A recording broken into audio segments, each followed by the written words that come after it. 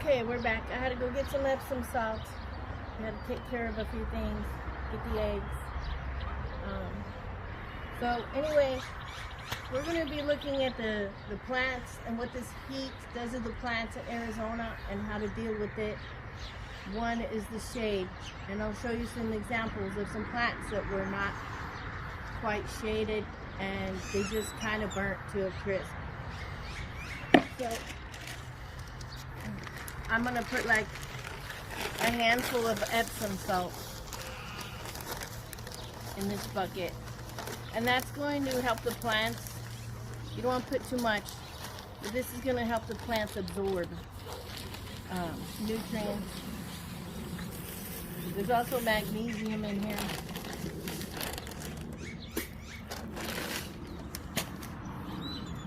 And this is a 5-gallon bucket, I think. And I'm really going to give this mostly just to the stressed plants that I saw that were wilting, the squash. They look like they're recovering now because it's starting to cool off, but it was 110 degrees out today. So these plants were really struggling. It's the hottest day we've had so far this year.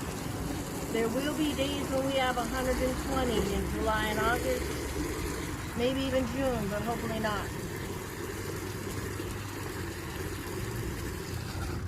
So, and this is another plant treatment. It's really for plants that are in shock. I'm giving it to them at night because I'm hoping that tonight, if we water them really good tonight and give them this seaweed and stuff, that it will help them get through the heat tomorrow, and they'll have all night to suck up and soak up the water, the nutrients, and the seaweed. The seaweed from the ocean somehow helps support the plants to help them deal with heat stress.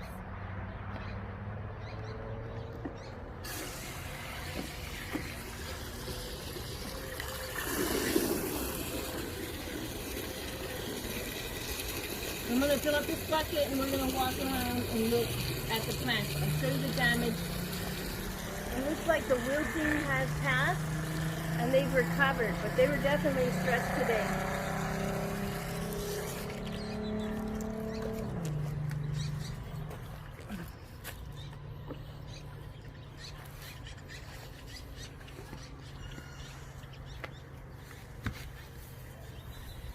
Okay, so right here is an example.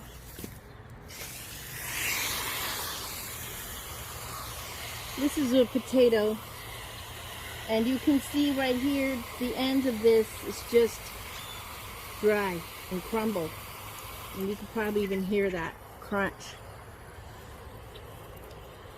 We're going to take the crunchy parts off today and see if it happens again tomorrow. I was out here yesterday and these crunchy things were not on this plant this morning.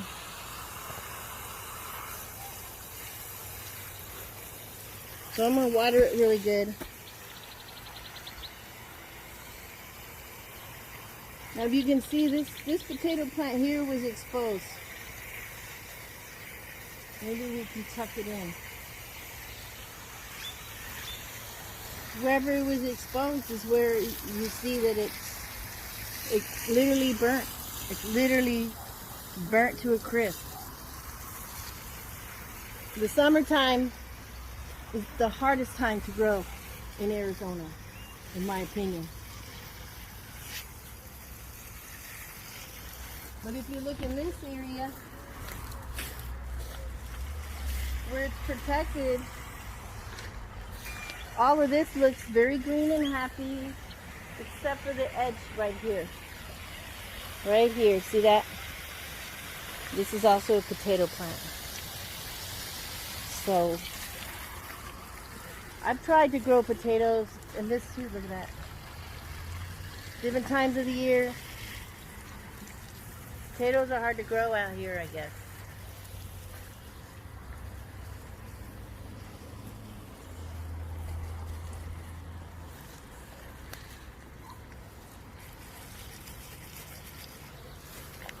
Well, these plants were definitely protected from the sun, especially from the western sun.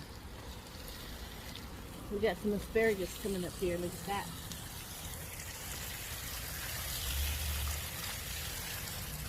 So, we got peppers in here. This is also asparagus.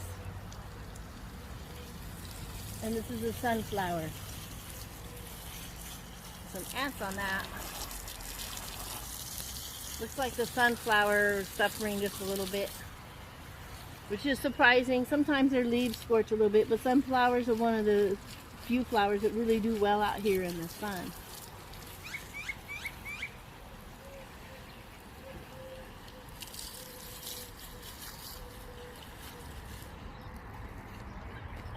So these are the plants that I saw. All of these leaves were drooping down like this. And it looks like it's come back a lot. I mean, they look like rags sitting on the plant there. And you can see this plant over here I'm watering. You can see how the squash leaf there is wilting. You can see how that potato plant got a little bit too much sun. It's sunburnt. This one's sunburnt.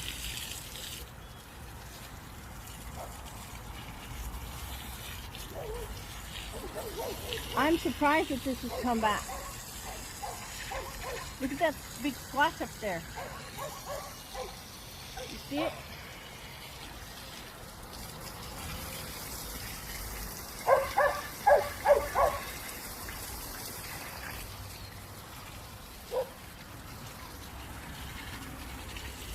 So it's a good idea to plant plants that do handle the heat well next to plants that don't handle the heat so well. Here's a very good example. I'm gonna knock my bucket over. So this happened yesterday in the heat. It's mint. Smell that. Smell that. So I really kind of left it there because I know I can pull that dried mint off and it will use it as tea and it'll be very tasty even though it's been torched. Now look right here.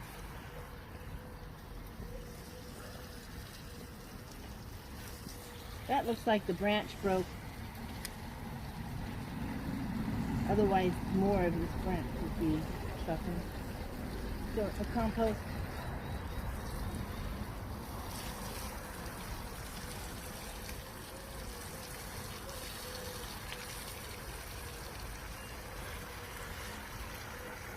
These leaves are older leaves. They're yellowing, looking kind of ugly. But this tomato plant is doing well. But I guarantee you that part of the reason for that is because of this shade structure protecting it. I'll do that in the morning. Or later. So now I'm switching over. Switching over from watering in the morning to in the evening. And we'll see if these plants fare a little better.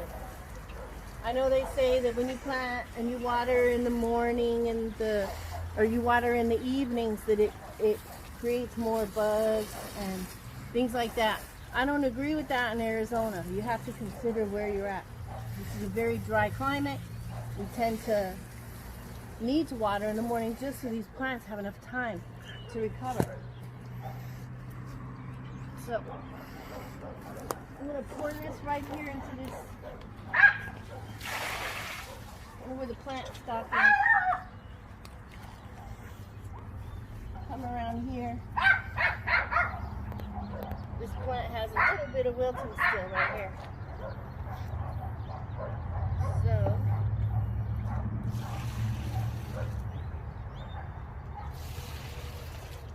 where's the tea down? Here's a good example where you can totally see where this is wilting right here. See this these leaves sticking straight out and nice? Look at this leaf.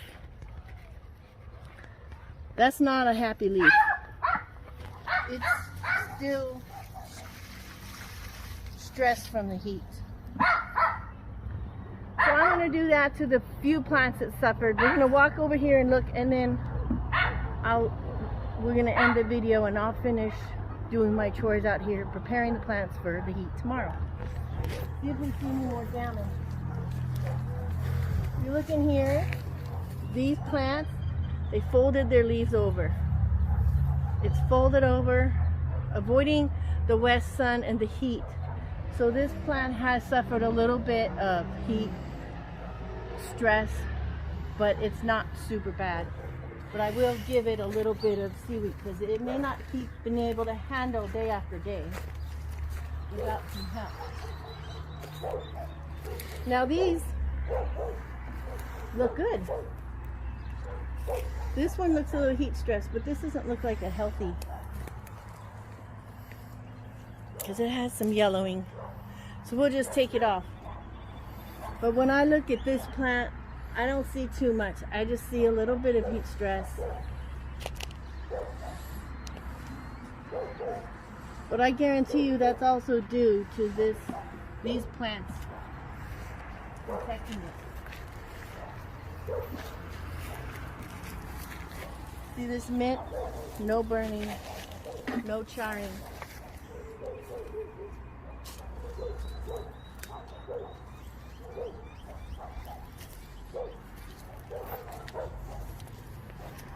Now these plants are definitely heat sensitive. That's why they're so protected with all of this shade. They get some morning sun because they do need sun.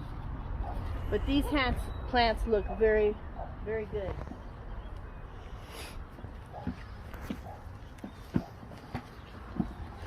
So tomorrow, I'm definitely going to give the cucumbers here a little treatment, because cucumbers don't like it super, super hot. They just don't like to produce. So what I'm going to do is,